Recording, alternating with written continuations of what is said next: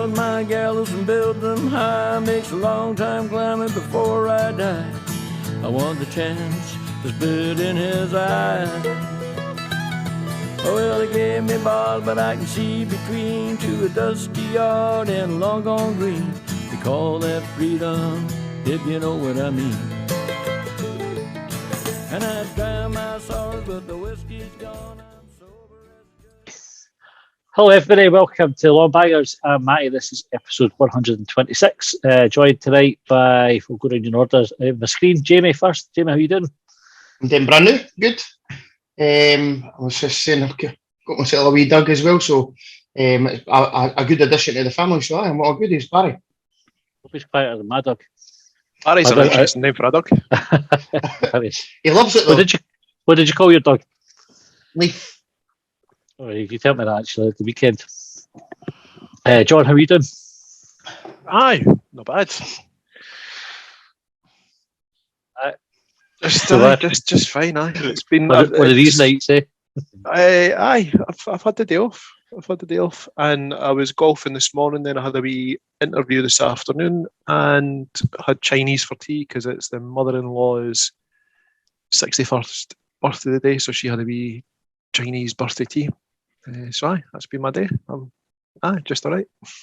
Did you have a wee day off, Tug? Do you know what I did? Excellent. I would be disappointed if you hadn't. You know the film, There's Something About Mary? Yep. So you know how one of the boys, I think it's the boy that turns out to be the stalker, apologies for anyone that's not seen it, the boy that's the stalker. Spoiler alert. Ben Stiller, 25-year-old film. You can't go out. Is it you can't go out fully loaded or you can't go out half cocked? So basically, you need to have a wank before you go on your date. So I was like, well, I didn't want to be nervous. I wanted to kind of like calm down before this interview. So I had a wee Tommy Tank. Yeah, what have you done to prepare for your interview today? Well, competency based. Hey, Colin, how you doing? All right, feeling a bit better now. I had my booster yesterday, and I was struggling a bit earlier on the day, and I thought, fuck, 'cause I might be in the office someone for the first time, I think, since we got sent home 2 years ago, and I thought, fucking guaranteed I'm going to be sick. No, first day I might be in, but today. It was all right. I'm all right now again. A couple of paracetamol sorted me out, but it's a really sore fucking arm.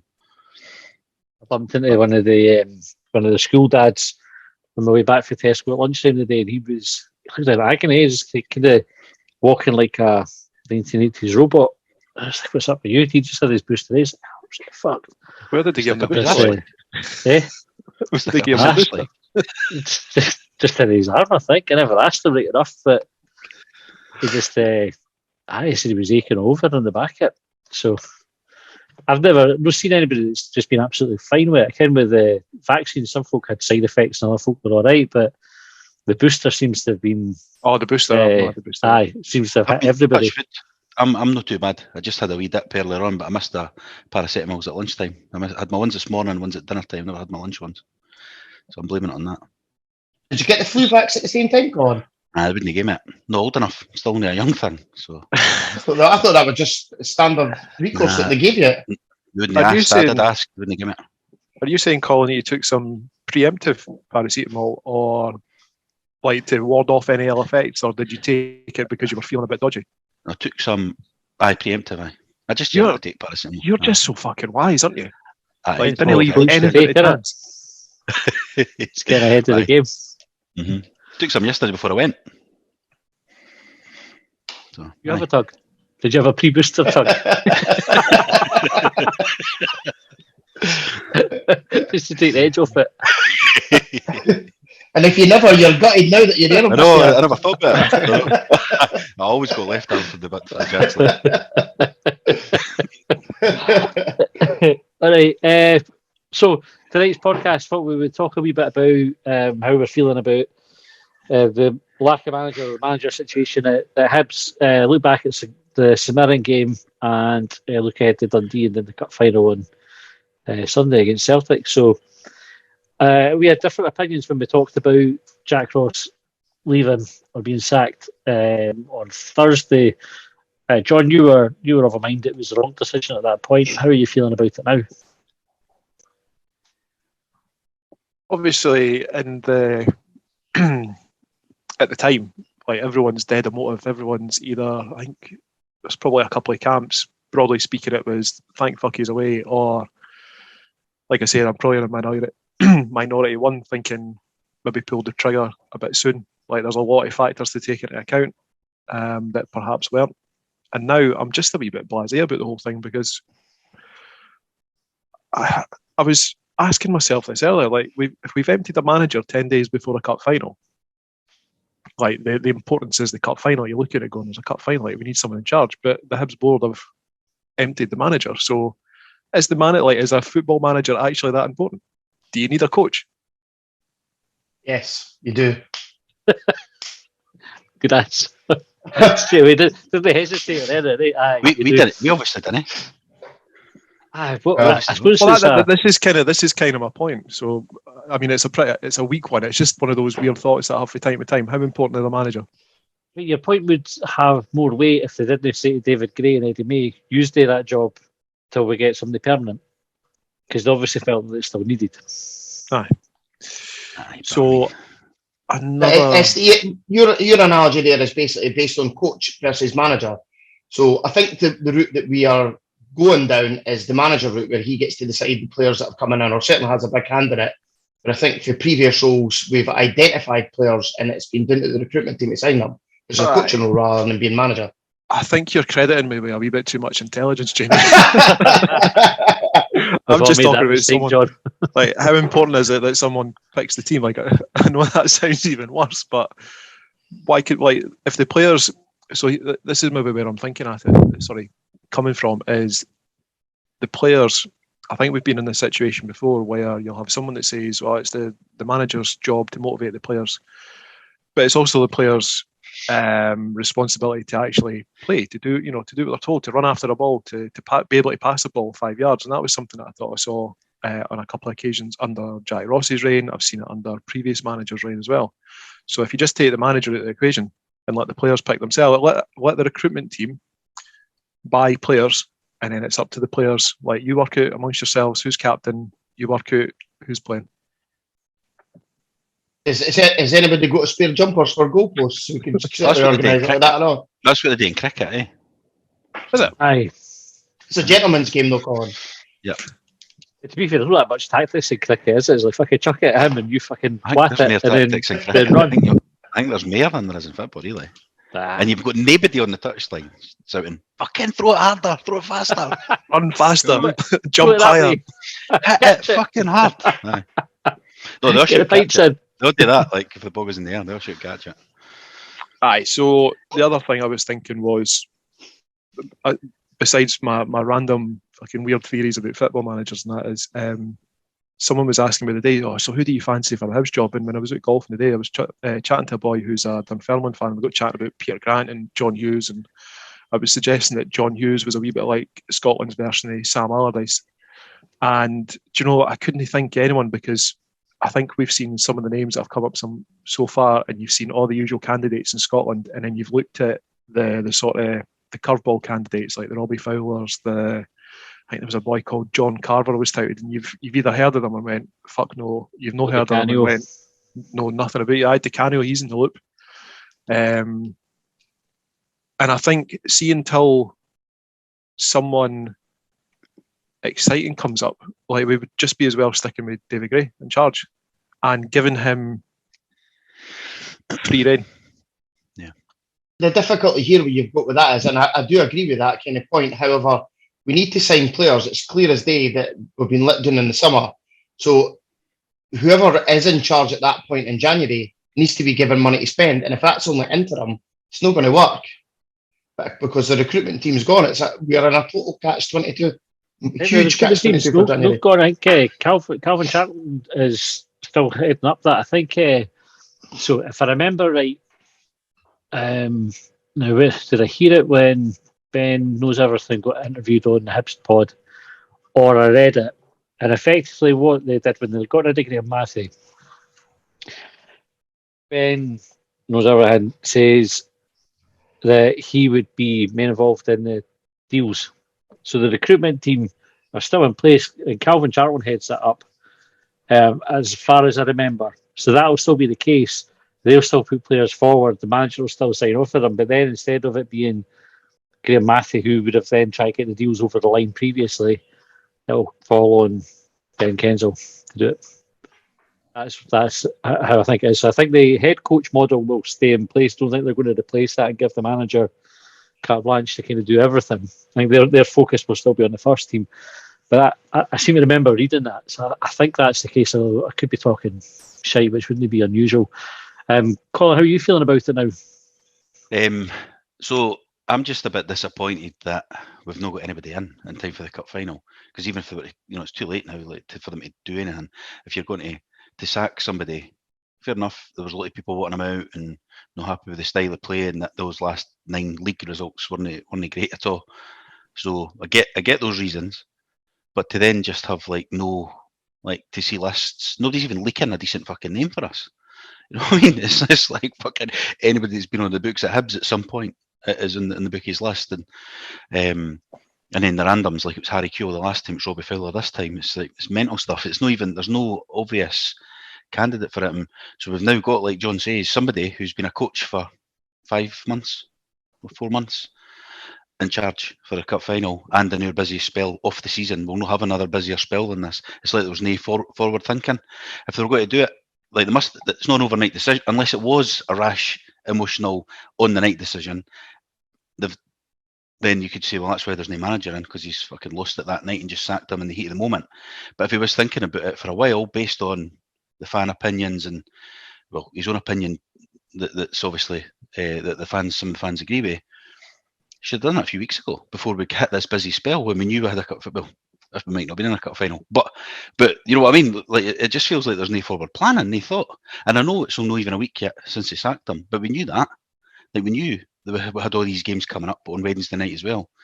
So I just think it looks a bit rash that they've not even managed to leak a name like that they've been speaking to. You know what I mean? It just feels like we've not got any thought about it. We just went, right, you're fucking out. See you later. They were singing sack Jack Ross. You're away. Bye.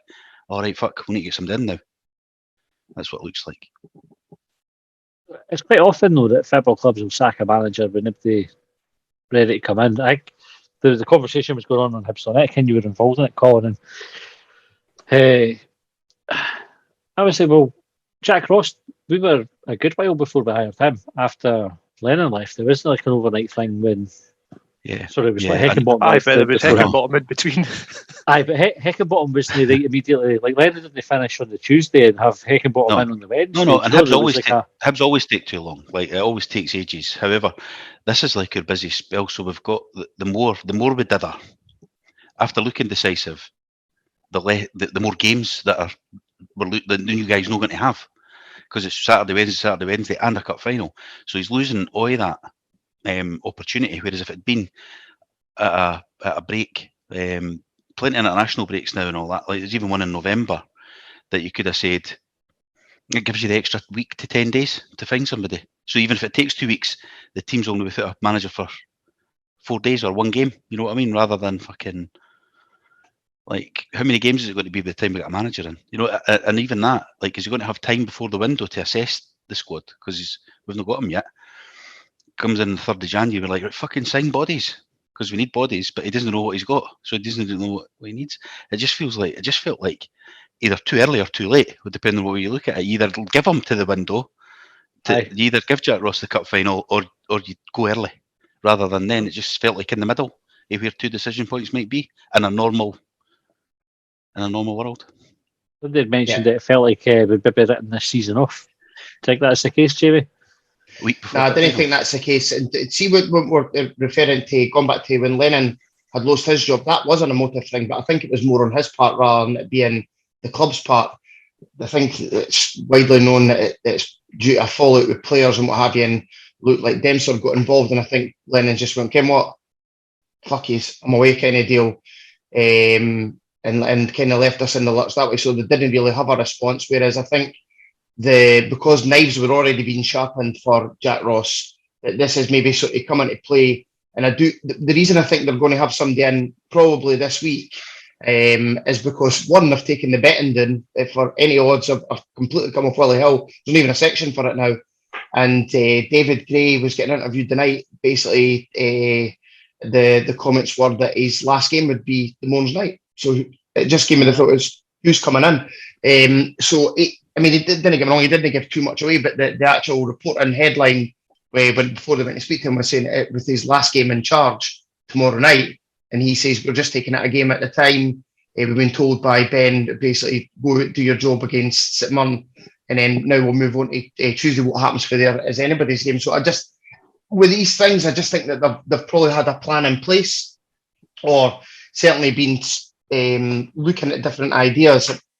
Just everybody knows all the different rumours that are kicking about, and it just seems to be the same Scottish merry-go-round, the managers, this, that, and the other. And I thought with a new owner, management system, and team that we kind of would a bit more forward thinking. So only time will tell. It could be somebody left field. I know on one of the group chats somebody was mentioning the guy from Norway, who, to be honest with you, I actually was quite excited by him. I hadn't even heard of him.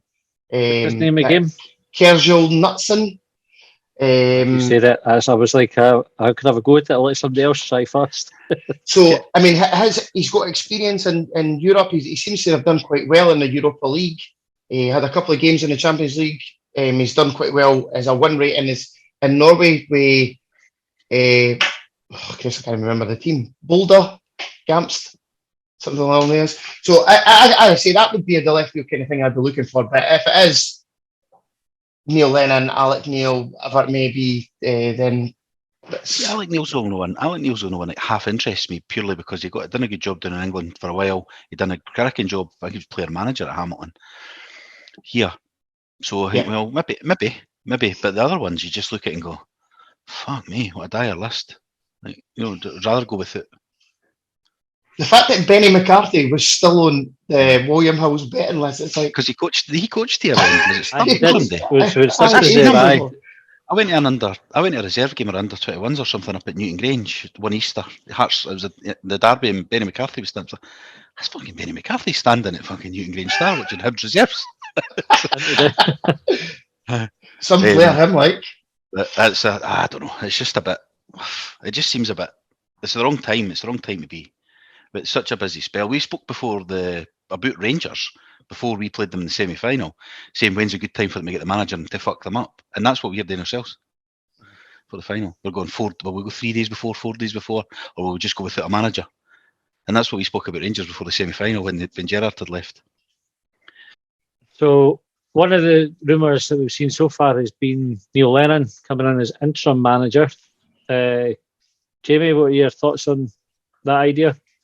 I liked Neil Lennon the last time he was in charge, and it was a bit of a shock for to see him go.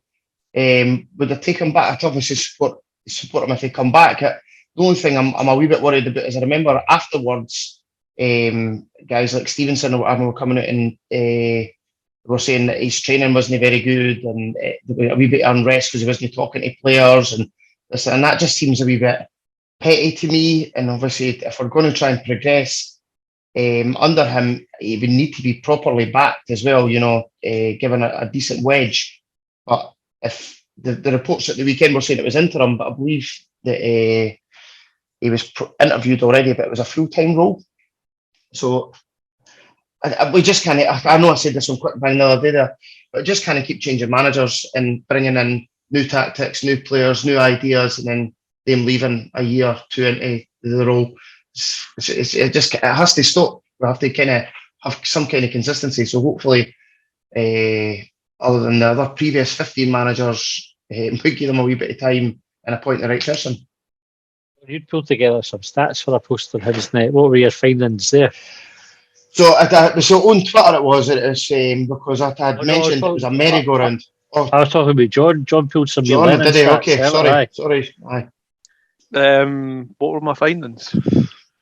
It just, do you know, all I wanted to do, because it started off with Craig yesterday. He was looking, I think he was a bit bored. He was out at like a family do or something. So he was looking to pull some stats together. I think it was comparing like Lennon, Heckingbottom, and Jack Ross. And I just had a look at Lennon and Jack Ross, because Craig was having a bit of bother, and I quite like fucking about with that sort of stuff. No, there's a lot of fucking about. It's basically like tally marks as I go through Wikipedia to say Lennon was in charge at this point, these were the games, the results, blah, blah, blah. And it was just, so I saw a post on Hibs.net, and it was saying that when Lennon was appointed that there was a bit of a swagger about Hibs. And I thought, well, I just thought it was a bit, I just thought it was bullshit. Like, there's this sort of green tinted specs view of what Lennon's time in charge of Hibs was like.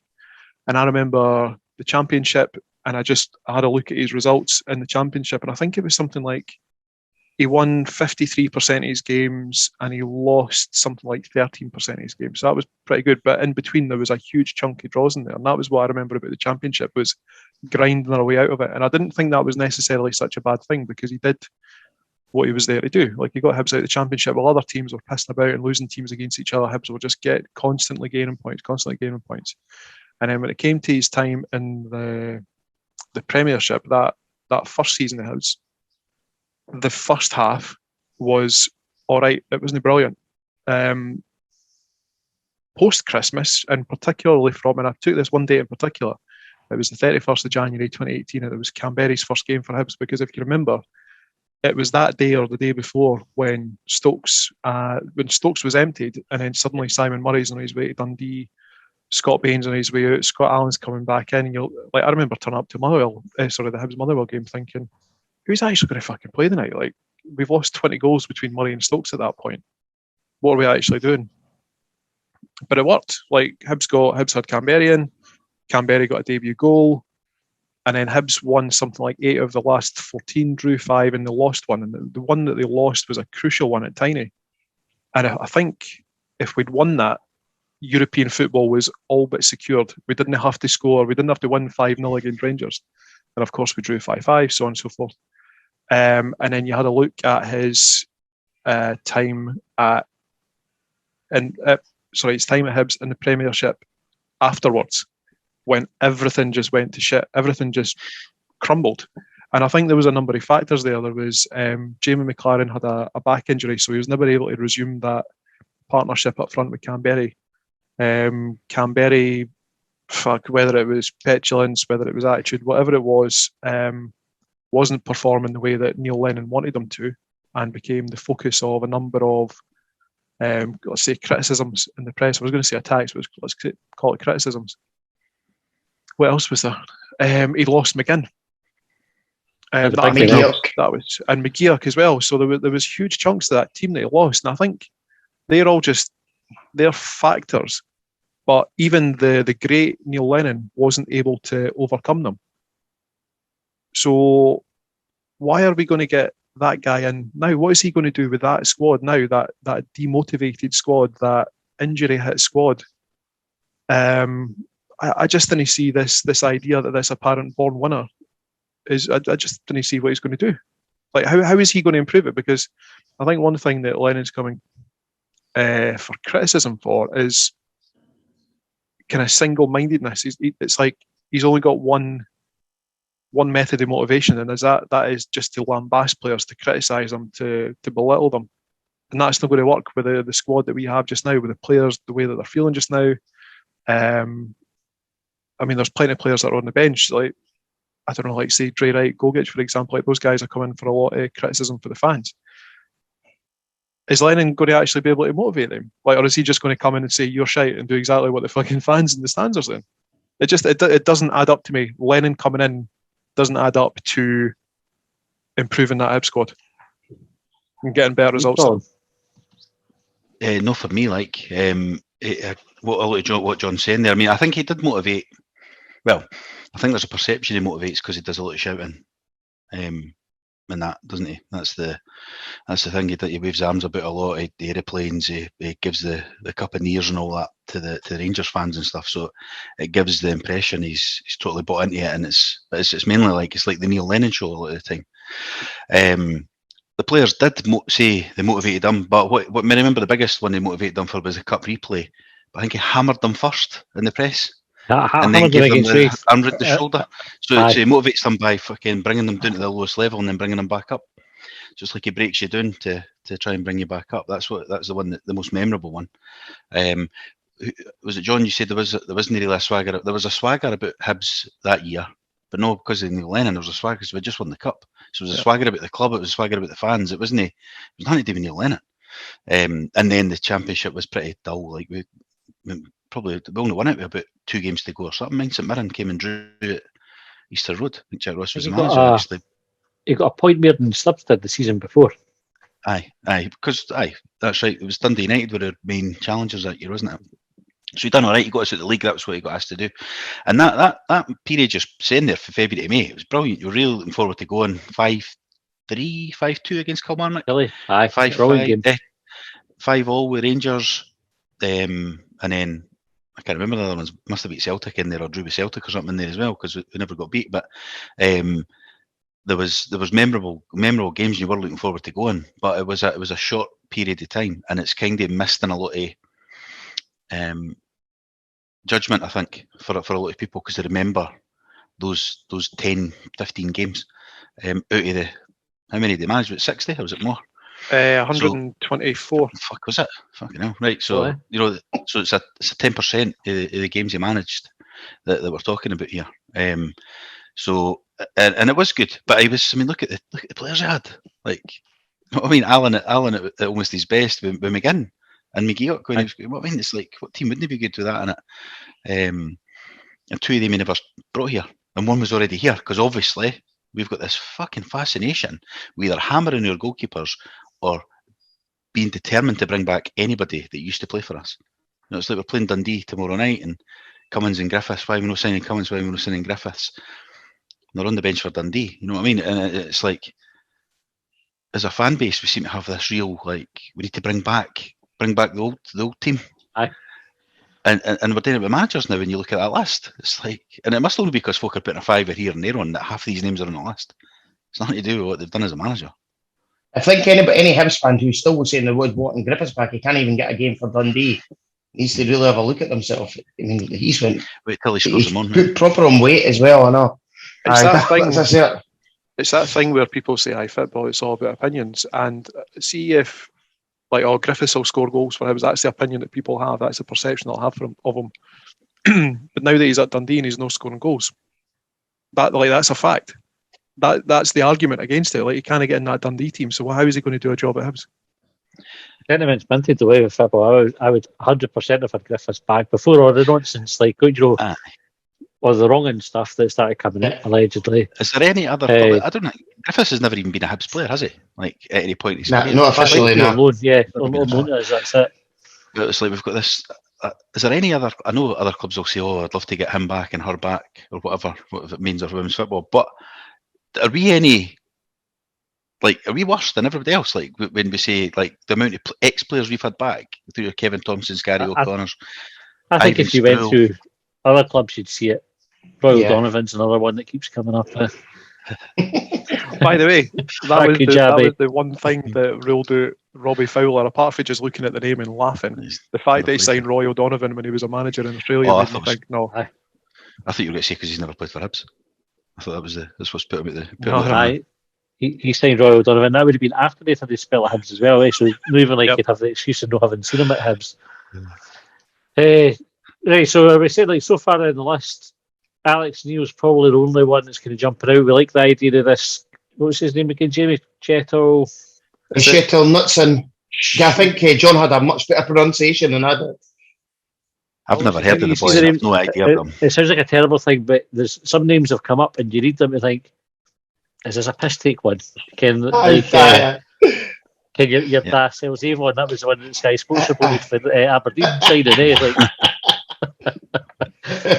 One of these you sort of look at them going, "Fuck, I don't want to read that out in case I'm getting stuck." Who was it? It was Gav when Hibs talked, didn't he? Had Eric Shawn, I'm sure. Bless him. Be interesting to see what happens. I want us to go for a bonkers manager. They just like one of these, a foreign one, ideally, one that doesn't come with any sort of baggage with Scottish football that maybe just doesn't feel like you have to play a certain way to kind of be successful in Yeah. Scotland. It just gets us Yeah. playing a bit What better about than we've been. Sean Maloney or John Kennedy? John Kennedy obviously knocked it back or was involved in the discussions the last time, and Aye. now he knows he's never going to get the Celtic job without maybe going and doing a job elsewhere. Do you think he'd maybe take it this time? Yeah, what puts me off Maloney, right? The You seen haircut. him on the sports scene? Oh no, his Crazy. haircut's down like here and there. But now you mention it, I always say he's boring as fuck. Kevin, you hear him on the sports scene, I switch off. I go, fuck's sake. He knows what he's talking about, obviously, but it's the same way Kevin Presley's on anything. You hear Stephen Presley talking, you go, fuck hell. Imagine him giving you a pep talk before you're about to go out to play football. You'd be like, fuck, I don't want to do it anymore. I'm not even sure what I was anymore. Kind of like I'm fucking, this is horrendous. And Sean Maloney's just got one of those, you'd be like, how's he been? Like Lennon, you would get, at least like with Lennon, you would get how he'd be animated and he'd energise you and he'd fucking shout at you, the rest of it, and he'd be quite authentic with it. Maloney, you would just be like, what? Fuck off. But Sean Maloney's only mentioned, because he's in thingy with Belgium, he's the assistant. But what if Belgium won? They've got the best players in the world and won fuck all. I can't help but think, and I hope this doesn't sound disrespectful to Hibs, but I think Belgium, are they still rated number 1 in the world? Yeah. Got a lot of good, like he's working with a lot of good players. Why would Sean Maloney come to Hibs? Because he maybe wants to be a manager, right? Aye. That's the rumour. Apparently he's applied for an assistant. He's just coach, isn't he? He's just a coach. He's just. But then even he kicks in that. And again, not being disrespectful to Hibs, but if you're number 2 at the number 1 international football club in the world, surely you'll get a chance at a club bigger than Hibs or maybe more high profile than Hibs. But he could do both. You could go into the World Cup, like when they go in the summer or Christmas, whenever it is next year. If other managers go and do assistant at Scotland and what have you, that would just stop it. Imagine we lost a game before the international break. It's funny though, but are we just naturally quite cynical, or is that the stage that we're at now with Hibs fans? We're almost preemptively finding the reasons that supporters will start having a go at Hibs manager. Isn't it? Just experience. We've seen it. We've sacked that many managers now. Like, we've seen as many managers in the last 20 years as we said as Rangers have had in the whole of their 2 clubs' existence. Yeah. You know what I mean? And that's what I said the other week, last week. I'm not actually that bothered because we've not got a long-term strategy at Hibs. We can't have it because we've not got anybody going to be in charge long enough to implement it and see it through. Because if he's good, if he does well, he's away. If he isn't brilliant, we get bored of him and we sack him. Aye. So we can't have 5-year plans and all that at Hibs anymore. It's the best we can do is a 3-year strategy. We should stop talking long terms and 5 and 10 year stuff because we can't do it. Or you have better succession planning for your managers. I've said this for fucking just grow your own. Yeah. Get one that works really, really fucking well for you and get them to teach 2 or 3 others at your club what he's doing. And then when he fucks off because he's done well, teach them to do that either. So you need this like vicious circle. You need somebody there long enough to teach them that. And even that, when we gave McGregor, Gray, Stevenson, all these boys their longer contracts, you would think, right, get them in the succession plan at some point. Fucking wonder about them getting contracts for too long. Get them out of the club. So it's like, but then nobody explained that's why they were doing it either. If you were saying they were doing these contracts because there's got to be a succession plan in place. But then as soon as we have a bad result, we'd be going, get fucking McGregor in the dugout on Saturday. You know what I mean? It would work like the Liverpool. See, maybe you're onto something there. Like maybe if you have like some of the people at the club like Matty described, you just have a rotation. Like you never ever fire anyone. You just go, well, McGregor didn't work last week, so we're going to give Gray for argument. Aye, take him at the team like a young lad. He's dropped this week. Just have a constant rotation of experienced pros at the club, running things from week to week. Yeah, like sort of club legends that'll attract less heat. Easy sacrificial lambs. Nobody would want it though, because it's not exciting. That's the other thing. It's not glamorous. When a manager goes and you have like conversations like this, you start thinking about who you could get in. If you can't, the person who's already there, and they'll go, Jack Rossi, we're just going to promote David Gray. He'll have it for a couple of years, and then when we get bored of him, they'll just promote McGregor. and then Stevenson, and then This isn't Hanlon. exciting now, though, is it? We're not saying it's exciting now. It's not like we've looked at that list and went, "Oof, fucking hope we But get the list isn't exciting. But do you know, find it exciting when you think there's going to be. I always go back to mind Mowbray's first press conference when we unveiled him, and everyone went, fucking Tony Mowbray. And then he started speaking, and you were like, fucking Tony Mowbray. And that's what I look forward to. See, when you get a new manager, you go, get them, like the first couple of games, you get an idea of what they're all about, how the team's going to play, all the rest. They can get a few wins under their belt, and then you get excited and enthused about the football again. That's where I'm at now. I'm kind of over the. I think Jack Ross is gone now. Let's look at the exciting bit. Did you feel that excitement in part because Bobby Williamson preceded Tony Mowbray, and Bobby Williamson was the quote of, if you want entertainment, go to the football. Like, he wasn't there to entertain. And Tony Mowbray, teams entertained. It wasn't his quote, by the way. He gets credited for that quote, but it wasn't him. Really? Aye. Who was it? I can't mind. Martin Scorsese. No, I might have been asking Scorsese. Aye, it's Han Solo. I can't remember if it was. There was a bit about it on again Hibs.net because somebody quoted saying about Williamson, and they got corrected, and somebody put a link to it that explained it wasn't actually Bobby that said that. Well, football under Williamson was still shite. It was dire. But with Mowbray, it was more the upward. What was he said? The upward spiral was how that was the expression that he used. And if we wanted to play this sort of free flowing attacking football, what I remember him saying was they're going to make mistakes because I'm asking them day stuff that they're going to make mistakes. So fucking be ready, and then he got in their back when they make a mistake because I've asked them to do it. And then the first game we got beat in the first game, but it was still, you could still see the total difference, contrast for the season before, couldn't you? It was Kilmarnock at home, mind. I think they got a Boyd or somebody scored a deflected free kick. But it was after that, we went to Motherwell and won, and that was great after that. And we wanted to go every week. But he was up front and saying, they've got to make mistakes. I'm asking them to play football. And so everybody's like, fucking do it. But I don't know if you get away with that now. 20 years on. We're going to make mistakes, guys. You know what I mean? It's just, I don't think it's accepted as easily. Unacceptable. It's your job to make sure they don't make mistakes. We're quite an intolerant fan base, I think. I know every team is, but I think, and it's maybe because we live it rather than look in, but I think, you know, no matter what Hibs message, if we mentioned this before, they should just switch replies off. No matter what the message, there's negativity spewing out of people.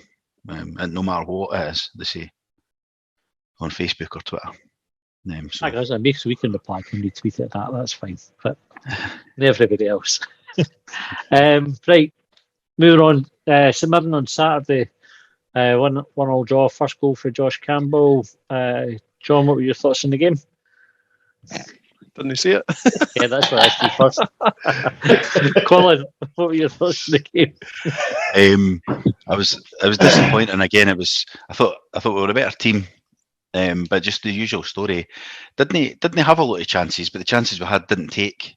Then we got the goal ahead this time, which was the difference. Really good goal. Keeper got the ball really quickly, and Murphy took it a good run up the park, and the laddie tapped it in. Or wasn't it just a tap? And it was better than that, but fairly straightforward goal. But it was good that he was in the box because I think a lot of folk have been saying the end product has kind of been the chat, isn't it? So that was good.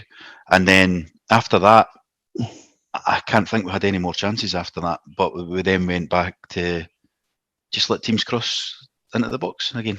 And yeah. I don't know why we give so many opportunities to do it. There was one just before the goal, maybe a couple of minutes before they had. I can't remember who it was. I don't know if it was Shaughnessy again.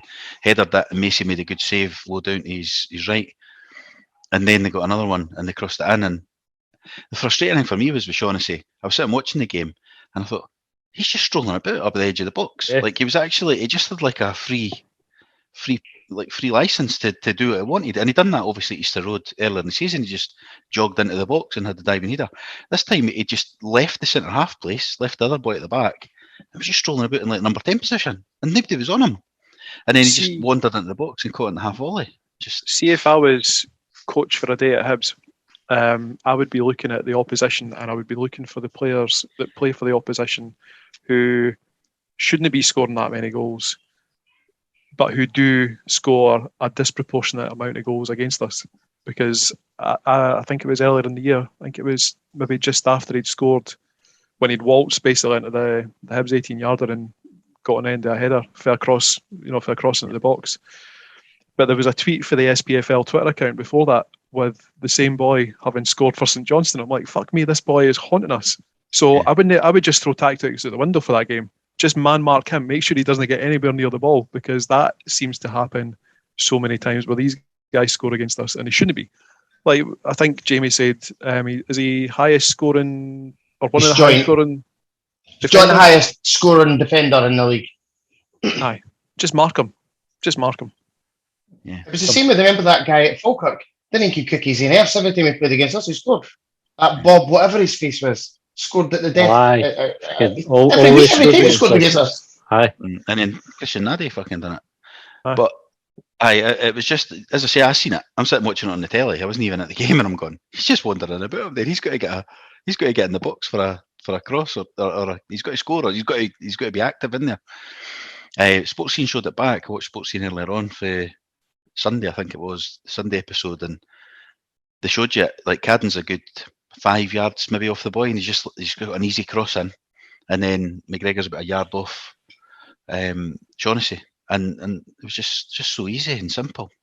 I could almost understand that approach about standing off and allowing the cross to come in if your centre halves, if your goalkeeper were going to be dealing with it, but it seems to be the fullbacks are doing one thing and the centre halves and the goalkeeper are doing something else.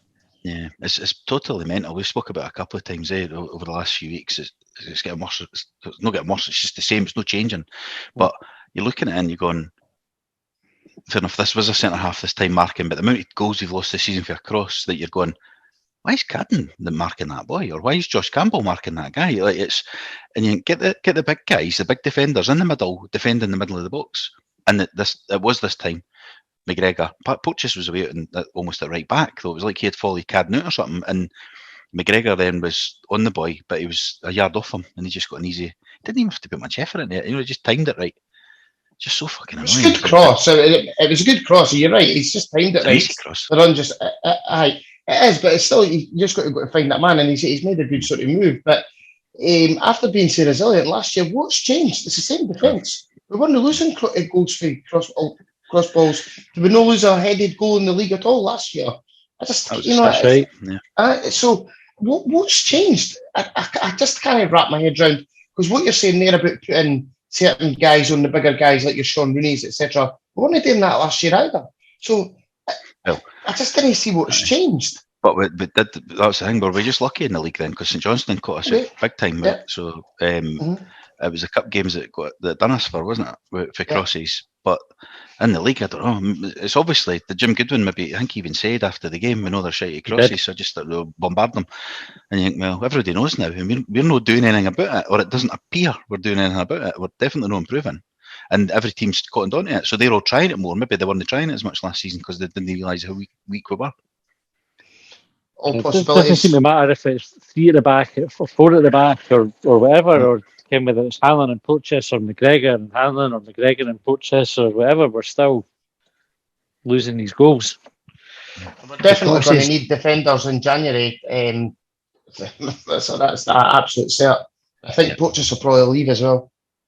There might be an absolute meltdown. Scottish football. Aye, there might be an absolute meltdown amongst Hibs supporters if there's no a couple of defenders and a couple of strikers coming in to backfill what we should have had before and to supplement what we already have. Yeah, I think we'll definitely be bringing in defenders. I'd be amazed if we didn't. We said that in the summer as well, though. Like fucking almost word for word. Kim, what we should do? We need starting defenders, like people that are going to start the game, not squad boys, like first team players. I was going to suggest a wee bit American flavour there.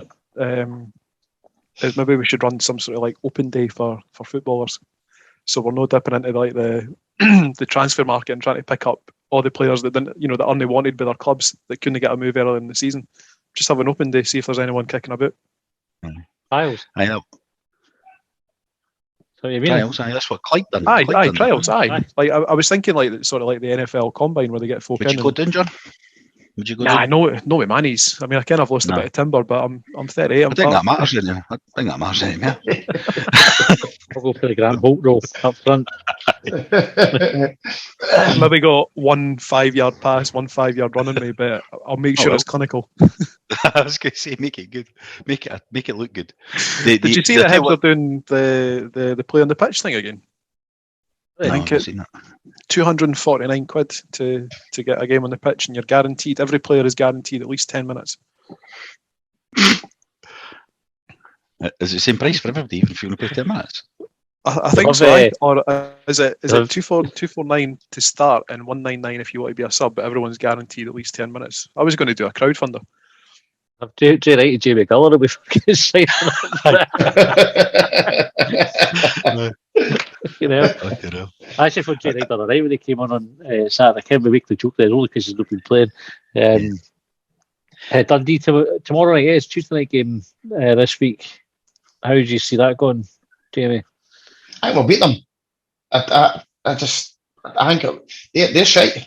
I mean, again, we've been saying that with other games you should be winning, but they're after seeing the highlights on Sports and some of the goals that they're chucking is incredible. I kind of see us getting beat for them. They lost Famous on last Saturday, words. After they were 1-0 up, 2-1 up, and then got beat 3-2.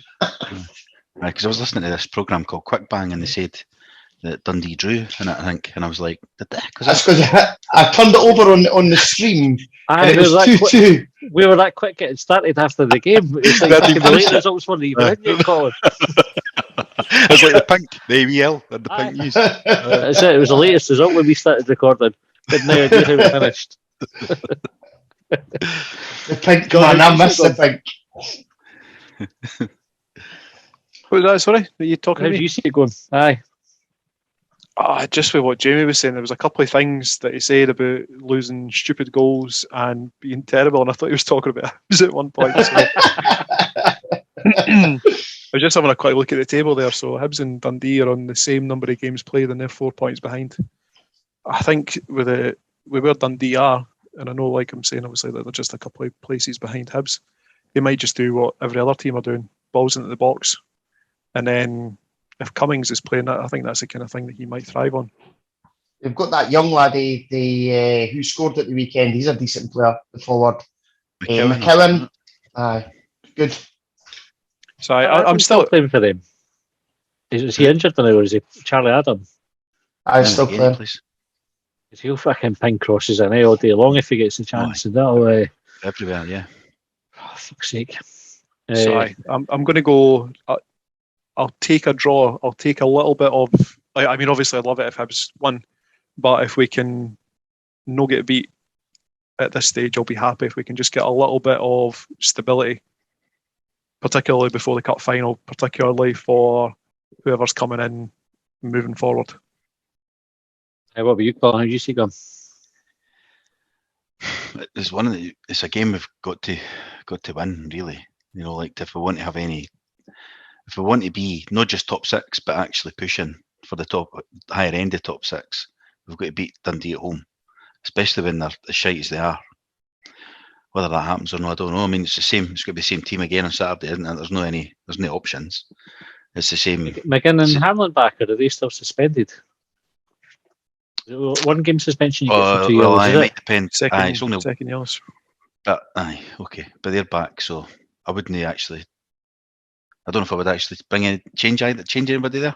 But even if they're back, I'd leave Cadden at right back, as much as I've just said he never closed the cross to him. But McGinn's been guilty of the same thing this season. So but on the left hand side, Stevenson had a decent game. Murphy had a good game on Saturday, so I'd leave him in. And that's the only boys you'd really think about changing, isn't it? So, or maybe just start Doidge up front. I suppose he didn't fuck all when he came on Saturday, right enough. But he's just getting game minutes in his legs again, isn't he? Because he went and got sent off when he was. When he should be ready by now. So I think you've got to I'd probably start Doidge with Nisbet up front, or maybe even Gullen, because Nisbet's just looks lazy. Just looks lazy. And no chance of James Scott playing now. Yeah, I forgot about this boy. Just the mental. Still here. That's a nice mental figure, James Scott, and I can't kind of just shutting his gate here, letting stop the dog coming back through. Kind of the recruitment team got pelters for James Scott, but apparently it was Jack Ross that kind of pushed to get him in, which then seems fucking weird that he never played. Yeah. But Jack Ross Well, he doesn't. did. He Well- played him in his first game here. He started up at Dundee. Aye.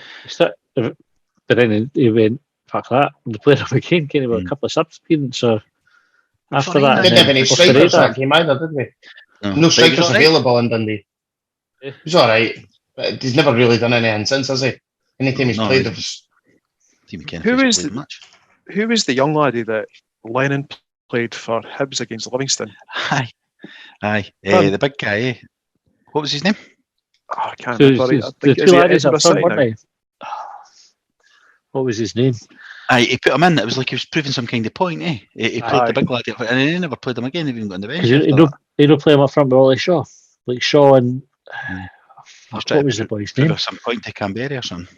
Aye. And we got beat, obviously, as well. Was it We were Lewis? shite that day. Lewis Allen or something like that. That's the that's the okay. one, yeah. Fucking Is well that done, it? Colin. Aye. Aye. Hold that right out there, Colin. Got a good memory for one cap wonders.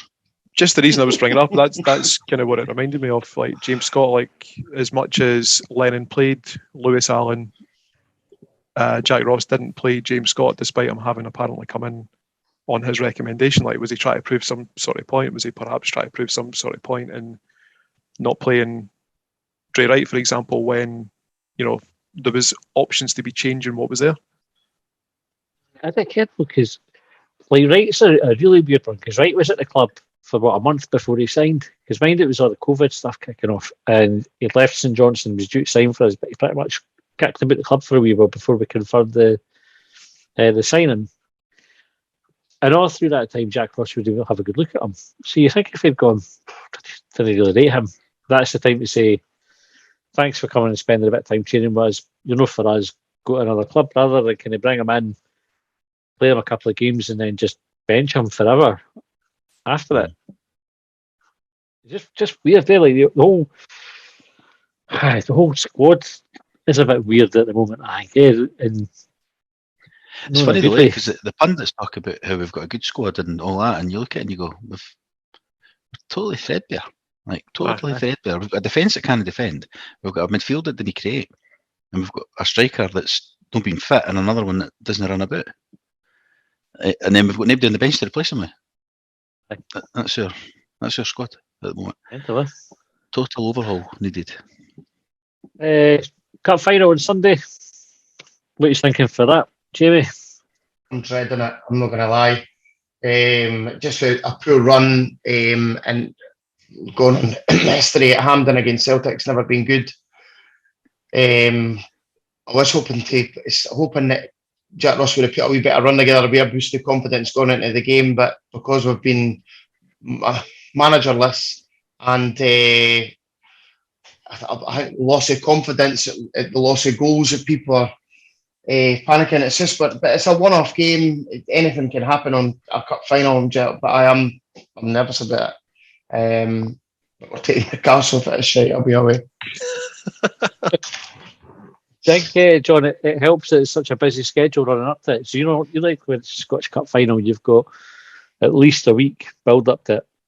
Kind of we've had, I think, managers that have taken the players away before the cup final and all this kind of thing, and you have this run up. But for us, it's almost like you've not got time to think about it. We've got St Mirren on the Saturday, Dundee on the Tuesday, and then it's like, right, you've got a few days and then you're at the cup final. Do you think that'll help us or hinder us?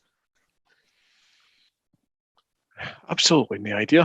I think you said before the podcast started, like, it feels a bit strange that we've got a cup final coming up, and I don't know whether it's because it's the time of year. I don't know whether it's because the League Cup final and our involvement the previous year, like, we never got to see it because obviously there was no fans in the ground or whatever. It's hard to say. Like, with the Scottish Cup final in 2016, where all the games that we were playing, like, it kept Hibs fresh, it kept Hibs competitive and hungry because it was everything to play for right up, like, up until the final game. Where like the playoffs, for example, like, we're still playing really competitive football.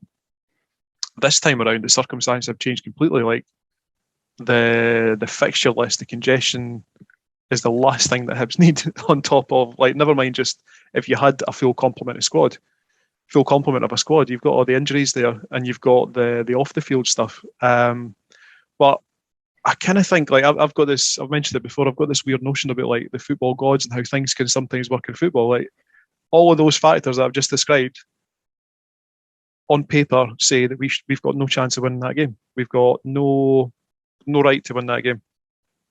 And yet there have been worse teams have won cup finals before. No us.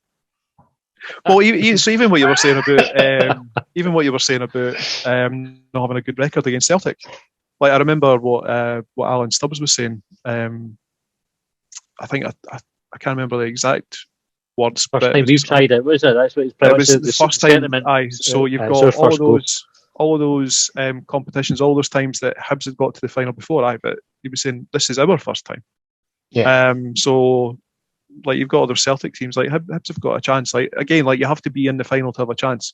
All you've done by getting to the final is giving yourself a chance, regardless of whether you're the favourite or the underdog. All you've got is a chance. You just hope that you didn't get any injuries.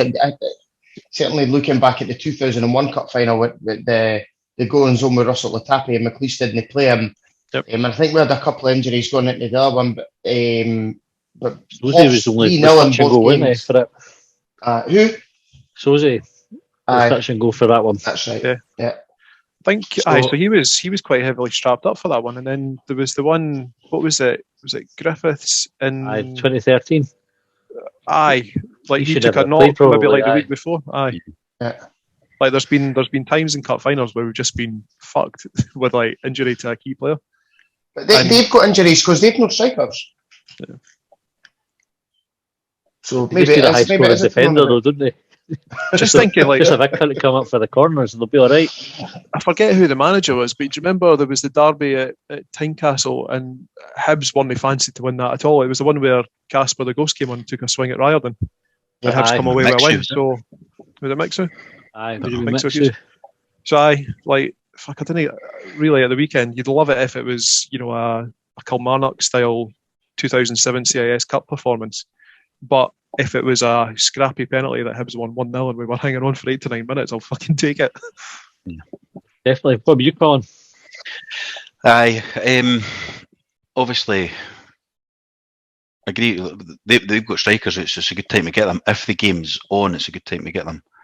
If they move it out, then it probably gives them a better chance, I think. You know, so I don't know if I want the game on or off, like, really, because I think it'd be good for us the game to not be on as well, because we've got that many games now. We've not got a manager, all of that kind of stuff. But then by delaying it to, I don't know, February, March, whenever it might be, they get all their strikers back. So, but we might have a manager in a new transfer window. So I don't know what's better. I don't know what's better to punt it out to then or no. I didn't really fancy it at the moment. Brutal way all that cup final, you should be excited for it and everything, looking forward to it, and you're kind of half going, I didn't fancy that. I'm just going, COVID kicks in and we can fucking postpone it till we've got a better team. I think that's the thing. So Matty, you're on the down the slope bus that I'm going through on. So you'll have seen the news today. Like, I think Jamie had mentioned it earlier about the social club that we're booked into having cancelled us, basically. So, like, anti-social club. Aye, the anti-social club. So all of these normal circumstances that you wouldn't think about, like, you jump on your bus, you go through, you'd have a couple of drinks, you'd go to the game, and the game would be whatever the game would be. But now you're going to football under a completely different cloud of circumstances, and it does take the edge off, because you're thinking about lateral flows, about showing passports, about wearing masks on the ground. Like, these things are all factors in your thinking, like, in your preparations for going to a football game. She's making an announcement tomorrow as well, isn't she, to see whether there are going to be more restrictions. So I suppose you'll find it then, but I'd be very, very surprised if the game was moved or anything like that. I think I'm the same, however. I'd imagine Celtic might be telling the SPFL what to do here, and they've not got any strikers. They've made all the decisions so far, so I wouldn't be surprised if they make the decision and say... They give them the steer for it. Aye. But somebody was saying that there was something about wanting to play the game this month so that it was the teams as they were, rather than being any kind of advantage in That's- January. That's why the rearranged fixtures get rearranged as quickly as they can. Aye. That's one of the Because reasons. the first round of fixtures or the second Right. round of fixtures in the league, isn't it? Before the Yeah, window. absolutely shite. Absolutely shite. Aye. Fucking ball bags. Right, score predictions then. So for Dundee, Colin, what's your score prediction for Dundee? 1-0. John, I'm going to go 2-1 Hibs. Jamie, A late Hibs winner. I'm going 3-1 Hibs. Yes. I think we won each. I think it'll be just a fucking frustrating game. Cup final, I'm going to go for 2-1 Hibs. Jamie, That's going to go 2-1 Hibs another, eh? John, That's 1-0 Hibs. Now that I've mentioned it, 1-0 Hibs. I'm going to say 1-0. I know. I agree with John. come home with a All cup. the factors against this lucky fucking shitey goal. I hope so. Fingers crossed. Joe Eyes and Hart won everything. goal. Cool. All right, well, that's us kind of When it time for the happens, night. I'm on paraded through Leith. Like, in Leith Walk. on a sea of people. That's a thing. Will they do the parade on the Sunday if you win it? Oh, will they? Fuck. If Because we need to get back in time for the game against Aberdeen at the fucking sheds, like, We'll have time to do it. Right, that's us for the night. We'll be back on. We'll no do a quick bang because it's a nighttime game, and I'll not get back to the fucking arse end or whatever. So You've not got a motor either. that kind of fucking more. So no quick bang, but we'll have short bangers on Thursday. We will do a quick bang after the cup game, and then heat bangers on Sunday. Maybe well, not for the cup finals. Probably no heat bangers on Sunday. We'll do quick bang instead. Long bangers next Monday instead. Thanks for listening. We'll catch you next time. County line, I pledged upon. Well, they trailed me down when I broke free. I drank all the whiskey in Tennessee. I don't drink water, no,